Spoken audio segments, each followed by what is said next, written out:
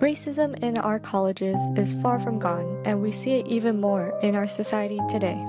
From the leaders of our nation, we see racism and much more harmful language being normalized. Normalize hateful rhetoric such as, I say it again, what do you have to lose? Look, what do you have to lose? You're living in poverty, your schools are no good, you have no jobs, 58% of your youth is unemployed.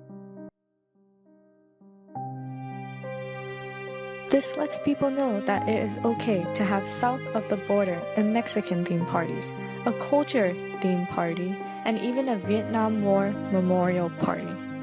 Although these may be extreme cases of racism and ignorance, it's the little acts of racism that hurt the most, because they come from nowhere and seem harmless, just as the memorial for the 43 kidnapped students was vandalized on our own campus at Santa Clara University.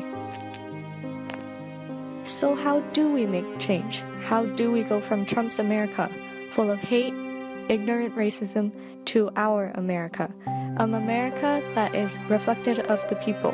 What happens outside our safe, clean campuses is reflective on the inside. So how and where does our change start? It starts with us.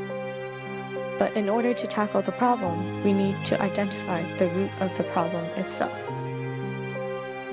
Professor Tim Urden, an educational psychologist at Santa Clara University, explains the research he has done on students, stereotyping, and implicit association and biases. From early on, stereotypes and bias are instilled in each person, good or bad, and these are incredibly hard to change. According to the National Center for State Courts, an implicit bias is the bias in judgment and/or behavior that results from subtle cognitive processes that often operate at a level below conscious awareness and without intentional control. For example, implicit attitudes and implicit stereotypes. We all have an implicit bias to everything, and although difficult to change, it is not impossible. But what does become dangerous and harmful is if we solely rely on this inaccurate or unsupported bias.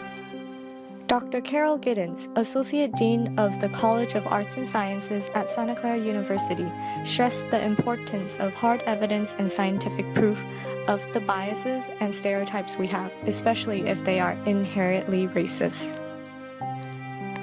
All beliefs are subject to scrutiny, and we're going to collectively consider beliefs, ideas, facts, opinions, and they are all legitimate for scrutiny, but they may not all stand at the end of the day when we apply rules of evidence. This ties into Professor Urden's point of using logic and evidence to counter a racist belief. In order for the community to fight racism, we need to tackle it head-on and ask the perpetrator to physically write out or vocalize their beliefs and ideas.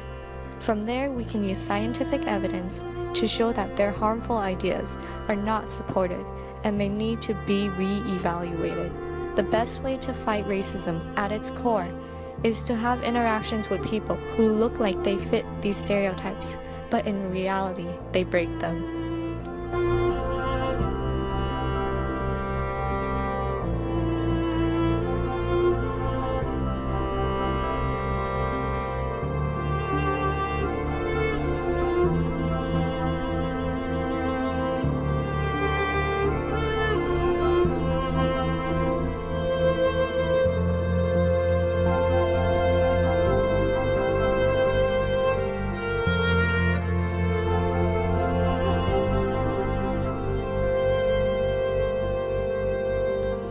This takes commitment from all parties, the privileged and the marginalized, the student and the educator, the parent and the child.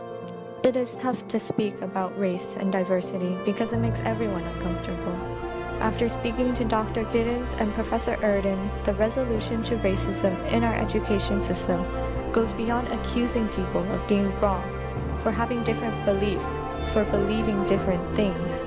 It goes beyond just interpersonal relationships with people of dissimilar beliefs, but it is an intrapersonal effort as well, to look inside ourselves, releasing our defense mechanisms, and learning that It is not about discounting, disrespecting, or dismissing.